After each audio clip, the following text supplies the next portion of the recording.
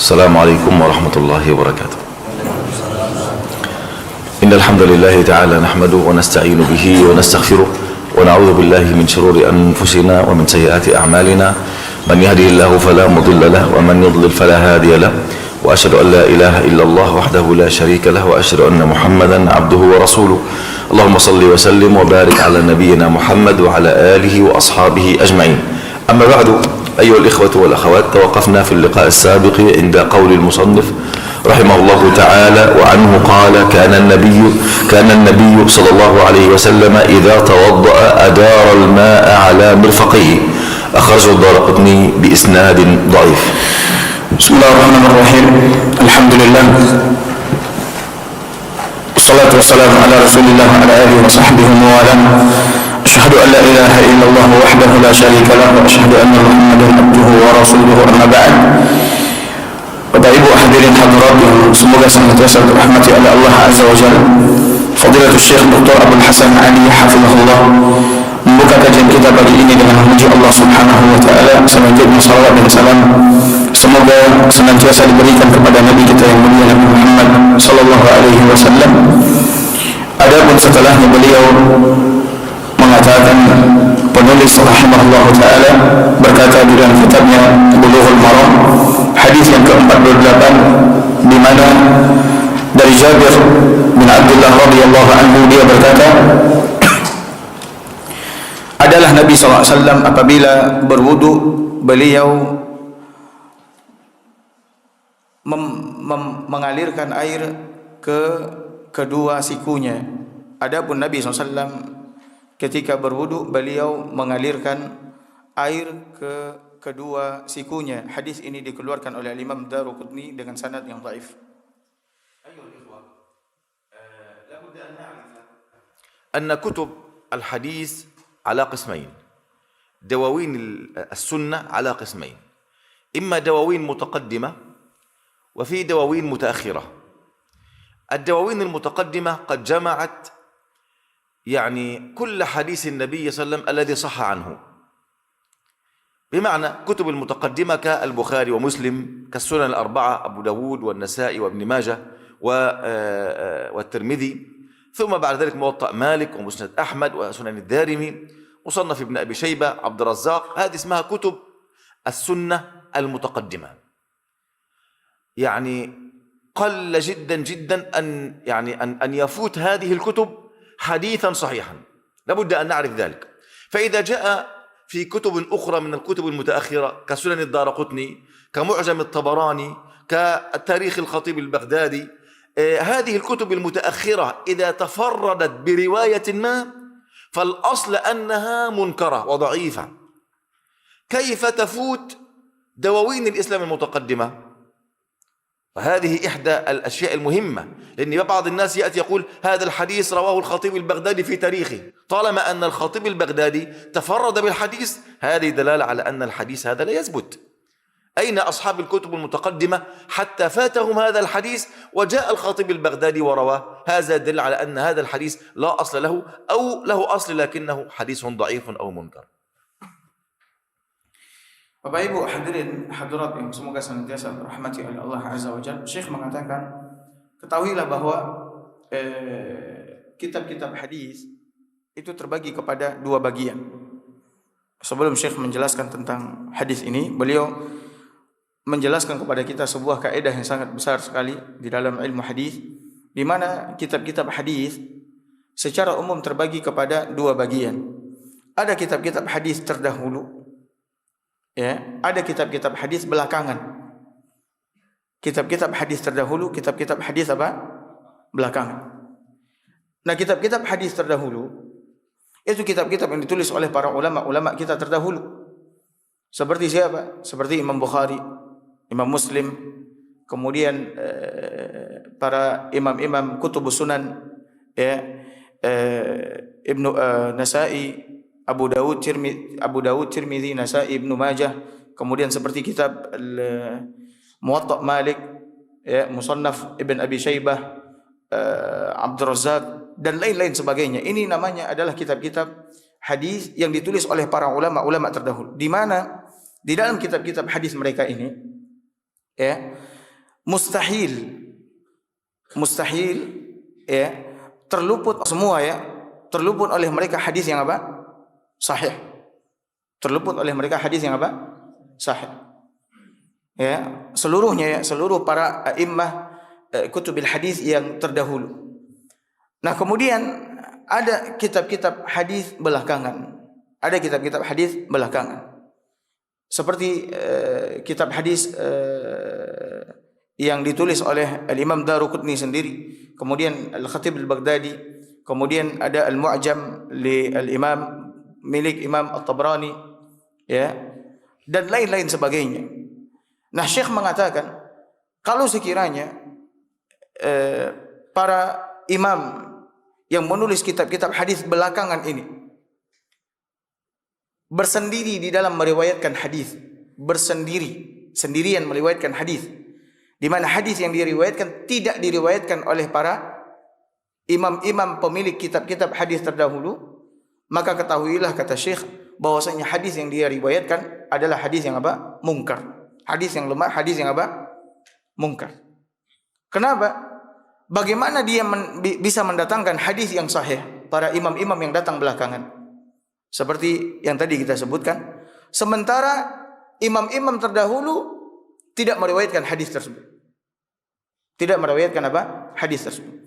Maka misalkan, kata Syekh, seperti sebuah hadis yang kita baca atau kita temukan, kemudian kita ketahui ternyata hadis tersebut diriwayatkan oleh Imam Al-Khatib Al-Baghdadi, misalkan di dalam kitab tarikhnya, ya, diriwayatkan oleh Imam Al-Khatib Al-Baghdadi di dalam kitab tarikhnya, dan tidak ada salah satu di antara imam-imam terdahulu yang meriwayatkan hadis ini. Maka kata Syekh, hadis yang diriwayatkan sendirian oleh para imam-imam yang datang belakangan yang menulis kitab-kitab hadis, maka hadisnya adalah hadis yang apa? Lemah dan mungkar. Dan ini adalah sebuah kaidah yang sangat besar sekali di dalam mengetahui kesahihan hadis. هذا الحديث أيها الإخوة رواه القاسم بن محمد بن عبد الله بن عقيل عن جده عن جابر بن عبد الله. والقاسم بن محمد بن عبد الله بن عقيل هذا متروك الحديث، أجمع أهل الحديث على ضعف حديثه بل على تركه، لذلك هذا الحديث حديث متروك.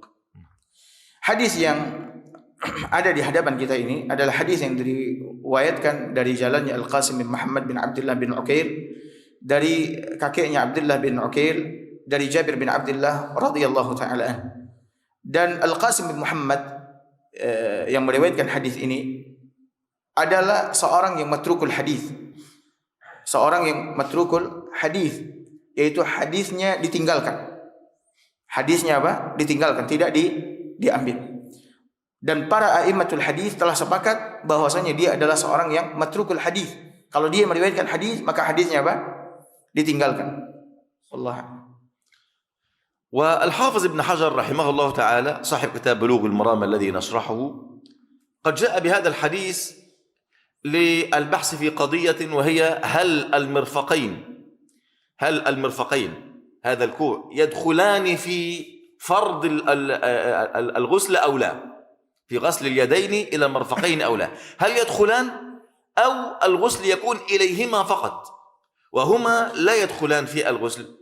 فهو جاء بهذا الحديث للدلالة على أن المرفقين يدخلان في الوضوء.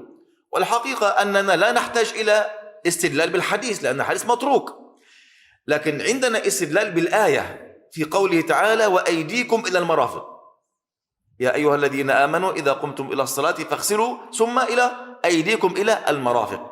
فإلى المرافق إلى تدل على نهاية الغاية، لكن إذا كان ما بعد إلى جزء مما قبلها أي من جنس الأمر فيكون إلى بمعنى على أو عفوا بمعنى مع، مثل قول الله تعالى ويزدكم قوة إلى قوتكم، قوة وقوتكم هذا جنس واحد، فإلى بمعنى أي مع قوتكم. فإلى هنا جمهور العلماء قال بأن المرفقين يدخلان في الغسل الواجب لليدين، يدخلان وجوبا، هذا قول الجمهور، استدلوا بتلك الآية وأيديكم إلى المرافق، قالوا إلى هنا بمعنى مع المرافق. Baik Bapak Ibu hadirin hadirat yang semoga senantiasa terrahmati oleh Allah Azza wa Jalla. Hadis ini Ya seperti yang disebutkan oleh penulis sendiri adalah hadis yang dhaif, hadis yang dhaif. Tapi kenapa Al-Imam Ibnu Hajar membawakan hadis ini di dalam kitab beliau? Beliau membawakan hadis ini untuk menjelaskan bahwa seseorang ketika berwudu, dan beliau membawakan hadis ini dalam masalah wudu. Dalam masalah apa? Wudu. Di mana seseorang ketika berwudu, ketika dia mencuci kedua tangannya, maka dia harus mencuci apa? Kedua sikunya. Ya. Kedua apa? Sikunya. Ya, siku termasuk di antara bahagian yang harus apa? Dicuci, dibasuh. Harus kena air. Beliau membawakan hadis ini untuk menjelaskan itu, bahwasanya siku juga termasuk bagian yang harus dicuci ketika berwudu. Dan ini pendapat yang paling kuat dari dua pendapat ulama. Namun Syekh mengatakan sebenarnya tidak perlu membawakan hadis ini di dalam menjelaskan bahwasanya siku termasuk bahagian yang harus apa? Dicuci. Karena Allah Subhanahu wa taala sendiri telah berfirman di dalam surat Al-Maidah ayat 6 ketika menjelaskan tentang wudu. Allah Azza wa Jalla berfirman, ya ayyuhalladzina amanu idza qumtum ilas salati faghsilu wujuhakum wa aydiyakum ilal marafiq. Wahai orang-orang yang beriman, apabila kalian berdiri untuk mengerjakan salat, maka basuhlah wajah-wajah kalian. Kemudian basuhlah tangan-tangan kalian sampai apa? Sampai siku. Basuhlah tangan-tangan kalian sampai siku. Kata sampai siku ini bermakna bersama siku. Karena kata ila yang berarti sampai, ya, di dalam bahasa Arab yang berarti sampai juga bisa bermakna ma'a, bersama. Ya, bersama. Dan ila di sini bukan artinya sampai siku, artinya kalau sudah sampai siku walaupun siku tidak terkena air maka sudah apa? Cukup. Ini tidak benar, karena kata ila di sini kata para ulama bermakna ma'a, bersama. Artinya cuci tangan-tangan kalian bersamaan dengan mencuci apa? Siku. Sebagaimana firman Allah Subhanahu wa taala, "Wa yazidkum quwwatan ila quwwatikum." Dan niscaya Dia akan tambahkan buat kalian kekuatan bersama kekuatan kalian. Allah menggunakan kata ila yang artinya apa? Bersama. Allah tambahkan buat kalian kekuatan bersama kekuatan kalian. وما قلناه في غسل المرفقين نقوله في غسل الكعبين مع الرجلين. قال الله جل في غسل الكعبين وأرجلكم إلى الكعبين أي مع الكعبين. طبعا خالف الجمهور أبو حنيفة وبعض الفقهاء قالوا أن الكعبين والمرفقين لا يدخلان في الغسل، لا يدخلان من باب الوجوب، لا يدخلان. قالوا ذلك لماذا؟ لأنه ما قالوا ما في الدليل أنه ما يدخلان.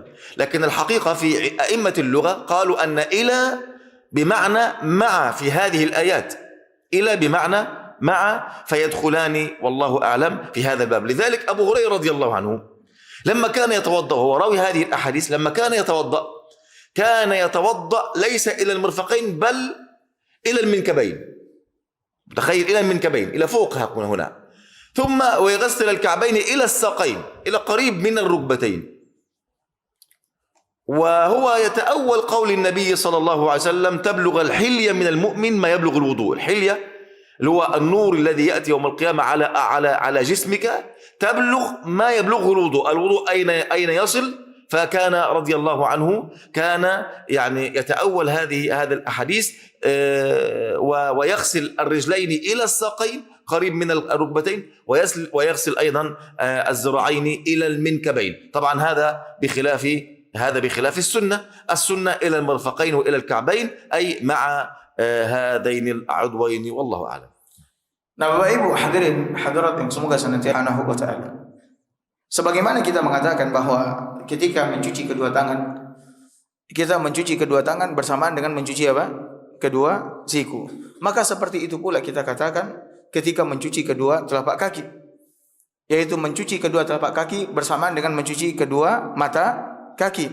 Karena Allah Subhanahu wa taala berfirman wa arjulakum ilal ka'bain. dan basuhlah, cucilah kedua kaki-kaki kalian sampai kedua mata kaki. Makna sampai di sini bersamaan dengan kedua mata kaki.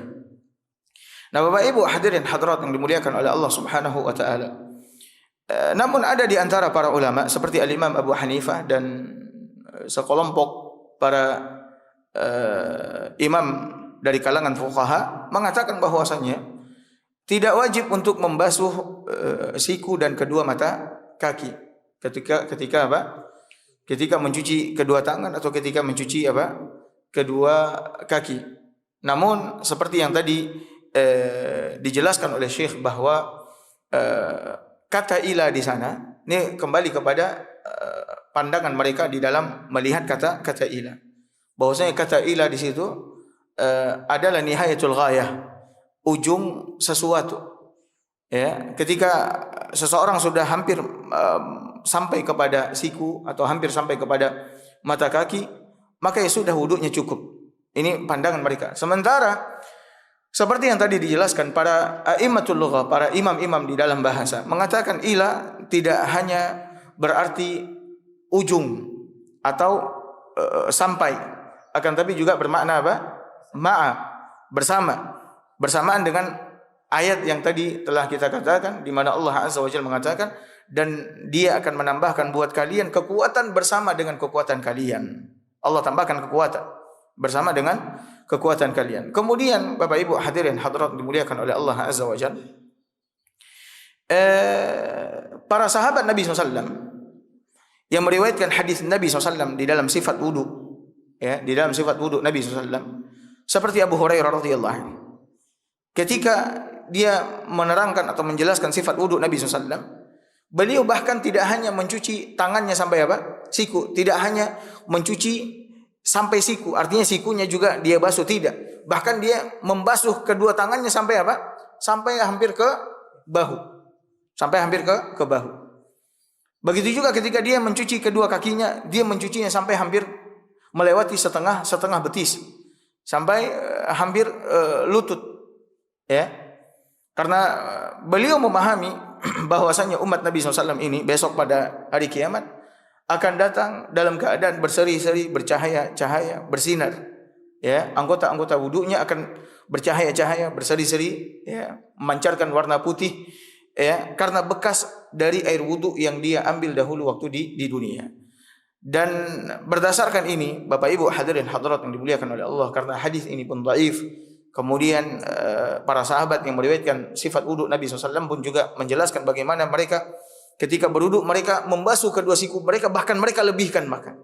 Ya, ini menunjukkan bahwa siku termasuk bahagian yang harus dibasuh ketika berwudu. Wallahu a'lam. بعد ذلك قال المصنف أو انتقل المصنف إلى حكم آخر من أحكام الوضوء. قال وعن أبي هريرة رضي الله عنه قال قال رسول الله صلى الله عليه وسلم لا وضوء لمن لم يذكر اسم الله عليه. أخرجه أحمد وأبو داود وابن ماجه بإسناد ضعيف. قال وللترمذي عن سعيد بن زيد وأبي سعيد نحوه قال أحمد لا يثبت فيه شيء.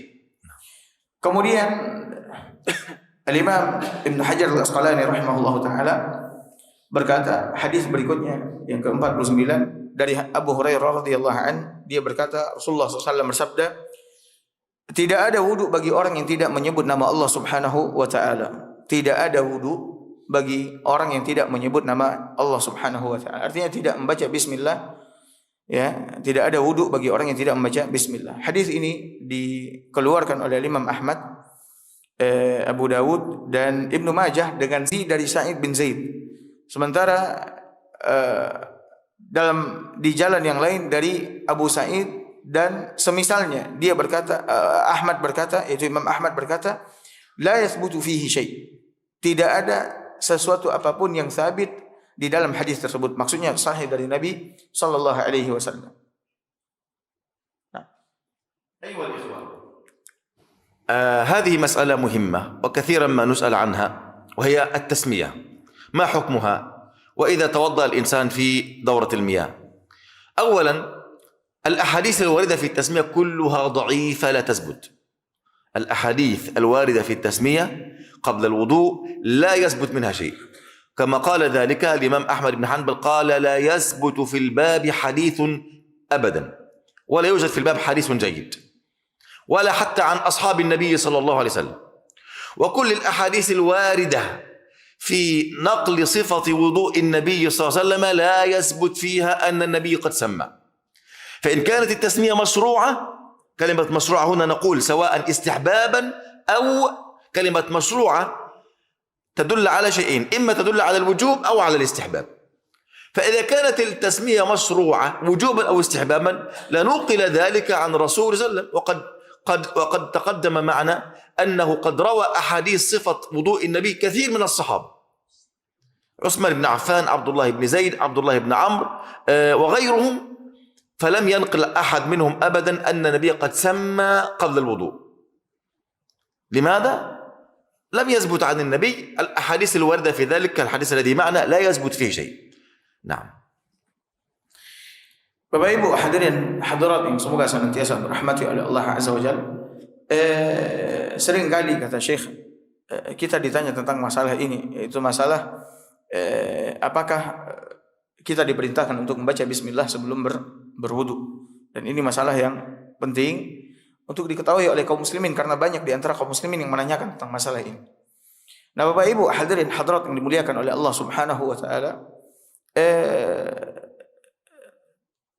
seperti yang dikatakan oleh Imam Ahmad, ya, yang dinukilkan oleh Ibnu Hajar dalam kitabnya ini, bahwasanya tidak ada satupun hadis yang sabit dari Nabi SAW dalam masalah membaca bismillah sebelum wudu. Tidak ada satupun ya, hadis yang sabit, maksudnya sahih, datang dari Nabi SAW yang menjelaskan tentang syariat membaca bismillah sebelum berwudu. Sebagaimana yang ditegaskan oleh Imam Ahmad. Kalau sekiranya Bapak Ibu hadirin hadirat dimuliakan oleh Allah Azza wa Jalla, membaca bismillah ini disyariatkan. Disyariatkan kata Syekh maknanya ada dua. Ya, makna disyariatkan maksudnya diperintahkan. Itu maknanya ada dua. Bisa bermakna wajib, bisa bermakna apa? Mustahab, dianjurkan seperti yang telah dijelaskan oleh Syekh. Ya. Kalau sekiranya membaca bismillah itu disyariatkan, tentu akan dinukilkan kepada kita ya dari perbuatan Nabi SAW atau dari ucapan Nabi SAW oleh para sahabat-sahabat Nabi SAW, kemudian tabi'in dan seterusnya. Ya. Akan tetapi justru yang kita temukan ketika membaca hadis-hadis yang menjelaskan tentang sifat wudhu Nabi SAW ya, dari para sahabat-sahabat Nabi SAW seperti Abu Hurairah, seperti Abdullah bin Umar, Abdullah bin Amr, ya Abdullah bin Zaid dan lain-lain sebagainya radhiyallahu anhum yang menjelaskan tentang apa? Sifat wudhu Nabi SAW. Tidak seorang pun dari mereka yang menukilkan bahwasannya Nabi SAW ketika berwudhu beliau membaca apa? Bismillah. Beliau membaca Bismillah. Tidak dinukilkan dari mereka ini satupun perkataan ya yang mensyariatkan kita membaca Bismillah sebelum berwudhu. Ya, maka dari sini dan terang oleh kita bahwasanya membaca bismillah sebelum berwudu ya, ini tidak disyariatkan. Makanya oleh karena itu sering kali orang bertanya bagaimana ketika kita berwudu di kamar mandi yang ada mirhat, ada tempat buang air, sementara disyariatkan, dianjurkan untuk membaca apa? Bismillah, ini bagaimana? Maka jawabannya kata Syekh, setelah kita melihat hadis ini dan apa yang diterangkan disampaikan oleh para ulama seperti Imam Ahmad, tidak ada satupun hadis yang sabit yang sahih dari Nabi SAW dalam masalah ini. Nah. وقد اختلف الفقهاء في حكم التسمية. طبعا اختلفوا لاختلافهم في صحة الحديث. فذهب الإمام أحمد في أحد أقواله، وهذا القول والمشهور عنه، أن التسمية واجبة. وطبعا لماذا قال واجبة؟ وفي نفس الوقت هو قال بأنه لا يثبت في الباب حديث. طبعا العلماء يعني قالوا يعني تعجبوا من هذا الأمر. هو ضعف أحاديث الباب وفي نفس الوقت قال واجبة. فقالوا لماذا؟ قالوا ربما أنه لم يقف على تضعيفه قبل أن يقول بالوجوب، بدليل أنه بعد ذلك قال بالاستحباب. في قول آخر قال بالاستحباب ووافق قول جمهور العلماء. فهذا القول الأول قول الإمام أحمد قال. وطبعا لأن معنى لا وضوء لا أن فعل الجنس إذا دخلت على فعل فإنما تفيد أي أن الفعل هذا باطل، أن الفعل هذا باطل إذا لم يكتمل، أو إذا يعني لا وضوء لمن لم يذكر اسم الله عليه، أن هذا الوضوء باطل إذا لم يكن هناك تسمية، فصارت التسمية شرط من شروط صحة الوضوء. هذا هو قول الحنابلة في المشهور عنهم، وهناك قول آخر للحنابلة وافقوا فيه قول الجمهور. القول الثاني قول جمهور العلماء قالوا بالاستحباب، جمهور العلماء ومنهم بعض الحنابلة أيضا كابن قدامة وغيره قالوا أيضا بالاستحباب، والله أعلم. Baik Bapak Ibu hadirin hadirat yang semoga senantiasa dirahmati oleh Allah Azza wa Jalla. Kalau begitu, apa hukum membaca bismillah sebelum berwudu? Apa hukum membaca bismillah sebelum berwudu? Apa? Hadis di dalam penilaian mereka terhadap hadis-hadis yang berbicara tentang masalah ini. Ya. Sebahagian kelompok dari kalangan para ulama mengatakan bahwasanya membaca bismillah itu hukumnya apa? Wajib. Sebagian kelompok dari kalangan para ulama mengatakan membaca bismillah itu hukumnya apa? Wajib. Tidak apa? Sah. Maka membaca bismillah sebelum berwudu termasuk syarat sahnya apa? Wudu. Ini pendapat ta'ifah minal ulama. Sebahagian dari kalangan para ulama, dan di antara pendapat yang masyhur dari Al-Imam Ahmad di dalam mazhab Imam Ahmad, pendapat yang masyhur di dalam mazhab Imam Ahmad adalah pendapat yang mengatakan bahwasanya membaca bismillah hukumnya wajib sebelum berwudu. Imam Ahmad juga berpendapat bahwasanya membaca bismillah juga wajib sebelum berwudu. Maka tentunya para ulama heran dan bingung. Bagaimana tadi beliau mengatakan bahwasanya tidak ada satupun hadis yang apa? Sahih dalam masalah ini, sementara di dalam mazhab beliau mengatakan baca bismillah hukumnya wajib sebelum apa? Berwudu. Baca bismillah hukumnya apa? Wajib sebelum berwudu. Maka dijawab oleh para ulama dengan beberapa jawaban terhadap perkataan Imam Ahmad ini. Tadi beliau mengatakan tidak ada satupun hadis yang sabit. Nah sekarang beliau mengatakan apa? Wajib. Kata para ulama, boleh jadi Al-Imam Ahmad mengatakan wajib sebelum beliau meneliti hadis ini dengan baik. Sebelum beliau baik, kata apa? Wajib. Ya. Nah, namun setelah beliau teliti, ya, kemudian di salah satu perkataannya yang lain beliau sebelum berwudu hukumnya apa? Mustahab, dianjurkan. Ya, dianjurkan. Setelah beliau menelitinya, kemudian beliau lihat jalur-jalur hadis yang berbicara tentang bab ini, maka beliau mengatakan bahwa membaca bismillah hukumnya dianjurkan, seperti yang dikatakan oleh apa? Jumhur al-ulama. طبعا القول الثاني قول جمهور العلماء قالوا بالاستحباب، وقالوا بالاستحباب قد يكون بعضهم صحح الحديث ولكن بعضهم قال أيضا بالقياس. الإمام البخاري ذكر في باب الوضوء أو أبواب الوضوء باب استحباب التسمية على كل حال، استحباب التسمية في أي وقت وفي أي حال وقبل أي عمل.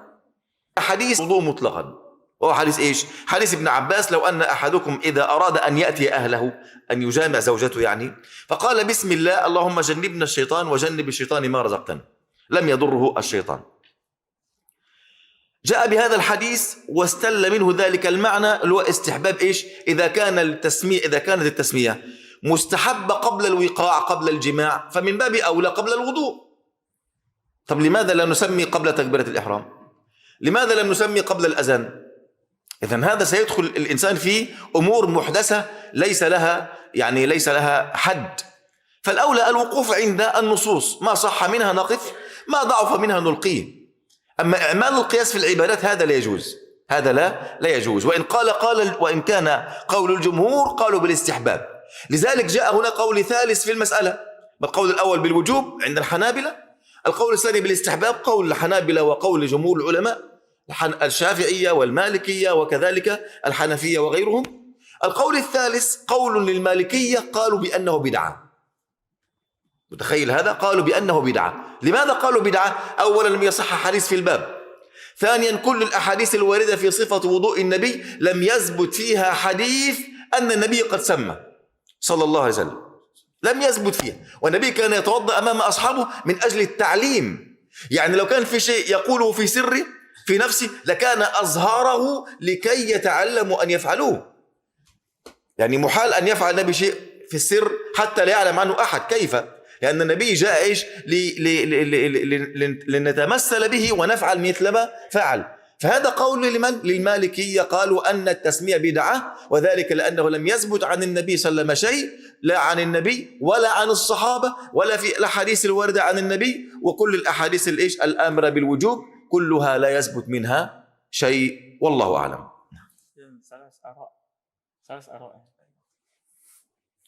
Baik. Jadi pendapat yang pertama mengatakan membaca bismillah sebelum berwudu hukumnya apa? Wajib. Yang kedua mustahab, dianjurkan. Ya, dianjurkan. Taib, mungkin ada yang bertanya, Ustaz, dasar para ulama yang menganjurkan apa?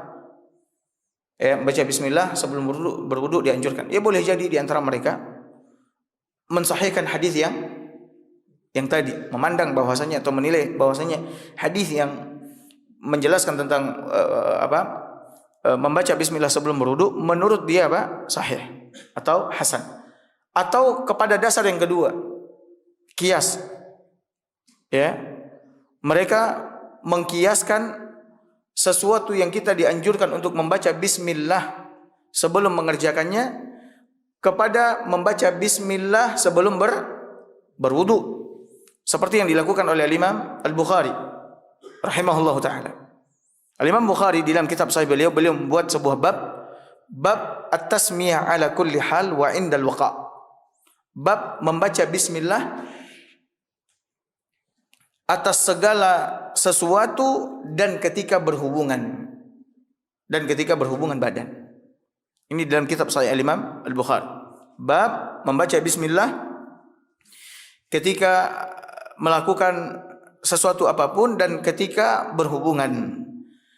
Ya.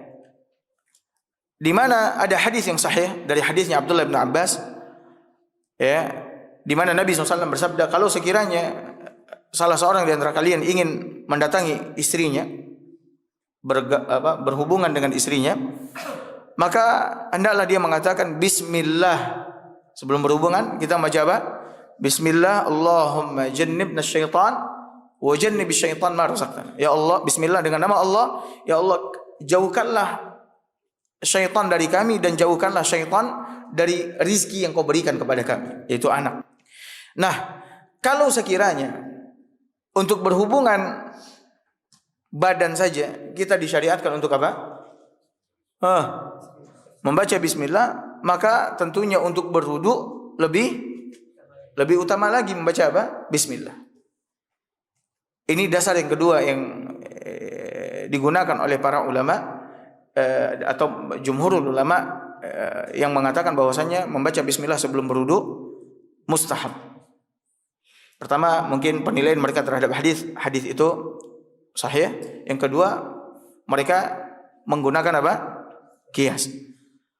Taib, apakah dibenarkan menggunakan qiyas di dalam ibadah? Nah, ini yang dijelaskan oleh Syekh. Bolehkah kita menggunakan qiyas di dalam ibadah seperti yang dilakukan oleh jumhur al-ulama atau sebahagian dari kalangan ahli ilmu? Maka jawabannya tidak boleh. Kalau sekiranya dalam segala urusan kita dianjurkan untuk membaca bismillah karena mengkiaskan sebelum berhubungan badan saja membaca bismillah, berarti seorang sebelum salat baca apa? Bismillah. Berarti sebelum azan baca apa? Bismillah. Berarti sebelum memasukkan mayit atau yang tidak ada tuntunannya, ya, yang tidak ada tuntunannya, berarti sebelum sedekah bismillah, sebelum berbakti sama orang tua bismillah. Ya. Maka akan terjadi apa? Bid'ah. mengada-ada di dalam apa? Agama. Makanya oleh karena itu sebahagian ulama lagi, dan ini pendapat yang ketiga, yaitu pada nas keterangan yang ada. Kita tidak melewati nas. Nas itu Al-Quran dan Sunnah yang sampai kepada kita. Berhenti pada pemberhentian nas. Tidak ada hadis yang sahih dari Nabi SAW. Beliau membaca bismillah sebelum berwudu. Begitu juga para sahabat Nabi SAW juga tidak menukilkan kepada kita ketika menjelaskan tentang sifat wudu Nabi SAW, bahwasanya beliau membaca bismillah sebelum berwudu. Begitu juga para tabi'in dari para sahabat Nabi SAW pun juga tidak ada seorang pun dari mereka yang membaca bismillah sebelum apa? Berwudu. Maka sebaiknya kita apa? Berhenti pada pemberhentian nas. Makanya oleh karena itu Al-Imam Malik berpendapat bahwasanya membaca bismillah sebelum berwudu termasuk apa? Bid'ah. Imam Malik berpendapat bahwasanya membaca bismillah sebelum apa? Berwudu termasuk apa? Bid'ah. Kenapa? Ya karena itu tadi. Nabi tidak mengerjakannya. Para sahabat juga tidak menukilkan dari Nabi SAW bahwasanya beliau membaca bismillah ketika berwudu. Begitu juga para sahabat juga tidak mengamalkan itu. Sehingga kemudian dilakukan oleh para tabi'in. Maka oleh karena itu di sini kata Syekh ada 3 pendapat. Pendapat yang mengatakan wajib, pendapat yang mengatakan mustahab, kemudian pendapat yang mengatakan apa? Oh, iya, bid'ah. Artinya berhenti pada pemberhentian nas. Wallah. Baik. Cukup sampai di sini kajian kita. Semoga apa yang kita sampaikan bermanfaat. Waktu yang ada beberapa menit ke depan kita gunakan untuk soal jawab. Yang mau bertanya silahkan, yang bisa kami jawab. Yang tidak bisa Allah a'lam bissawab. Naam, tafadhal. Silakan kalau ada yang mau. Kalau tidak, Syekh yang bertanya. Nah, silakan. Subscribe channel Marhaban TV. Ikuti akun sosial media Marhaban TV, siaran Telegram, grup WhatsApp. Yuk berdakwah bersama kami. Dukung operasional dakwah dan sosial kami, raih pahala jariah yang terus mengalir sampai hari kiamat. Jazakumullahu khairan.